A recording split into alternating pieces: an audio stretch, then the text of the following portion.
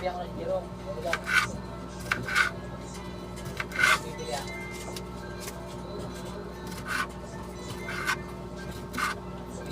masyadong kunan ng ano ko, dibdiba, gawa ng ayan.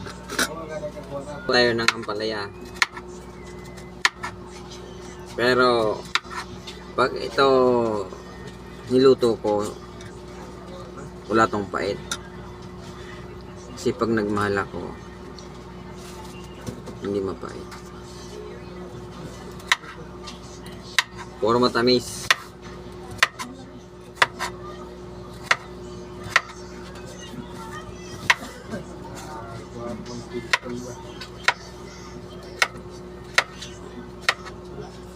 Hotel.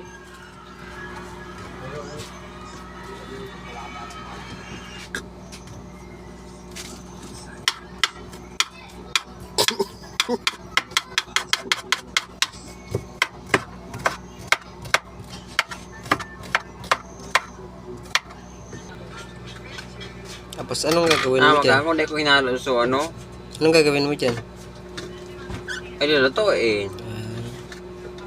Paano mo walang pait niya? Lalagyan ng asukal. Sukal. Ang galing naman. Ano dyan, pag-abot nga nung para mas depende naman sa inyo kung halimbawa ayaw nyo ng mapait na pagluluto ng ampalaya. Ito lang ang technique niyan. Yan, lalagyan mo lang siya ng asin. Yan. Yan. Yan, lalagyan mo lang siya ng asin. Yan. Yan. Asin na, lalagyan mo siya ng asin. Tapos, 'di ba? Tapos ka na maglagay ng asin. Lagyan mo na yung ampalaya. Pag nalagyan mo na ng asin ng ampalaya, itapon mo sa basurahan, mawawalan pait yan.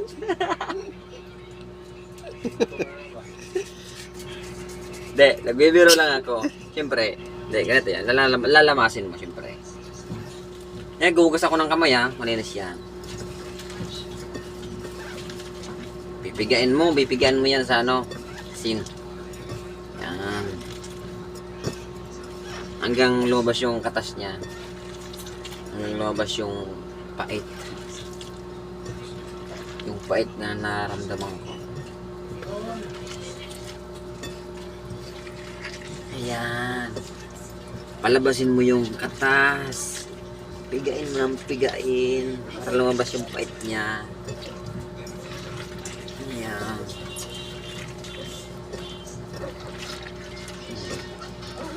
Nilamas ko nang nilamas, ha. Nahugas ako ng kamay, ha. Dapat malinis guys yung kamay nyo bago kayo maglamas ng ano, gulay para safe kayo.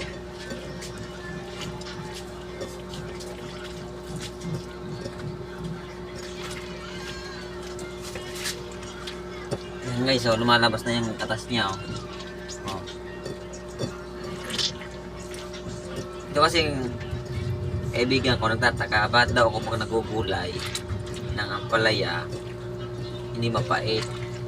Eh paano? Hindi niya kasi Kinamay kasi, kinamay.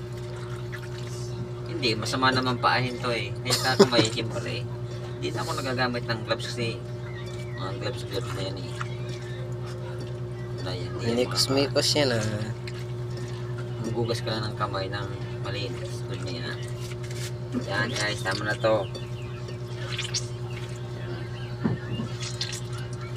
Hindi lang to, ha, pagkatapos mong pigaan, eh siyempre hugasan mo rin to guys ng tubig para mawala yung ano, alat niya.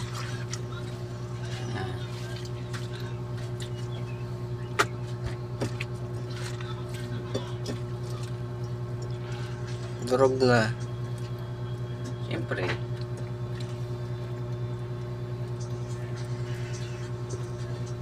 Wala namang katas. Paano magkakatas? Eh, hinog. Ayan, no? Katas yan. Hinog ba? Cut mo ito. Cut mo.